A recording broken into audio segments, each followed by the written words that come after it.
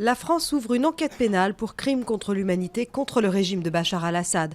La plainte vise des enlèvements et des tortures commis entre 2011 et 2013 en Syrie. Au Conseil de sécurité de l'ONU, le bras de fer continue entre Washington et Moscou sur la Syrie, alors que les Russes souhaitent voir Damas et Téhéran rejoindre la coalition antiterroriste pour combattre le groupe État islamique. Priorité à l'éducation, l'emploi, la sécurité et la culture, défend Manuel Valls. Le Premier ministre commentait le projet de loi de finances 2016 présenté ce matin à Bercy.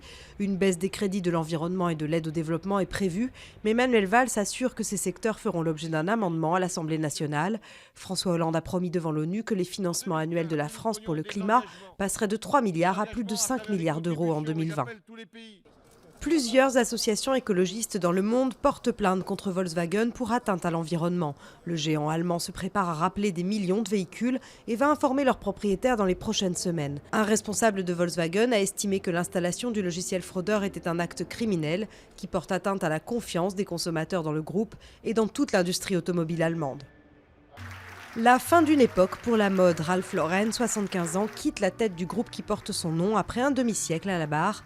Élevé dans une famille juive du Bronx, Ralph Lauren est un autodidacte et s'est fait un nom en inventant des cravates larges et imprimées sous la marque Polo.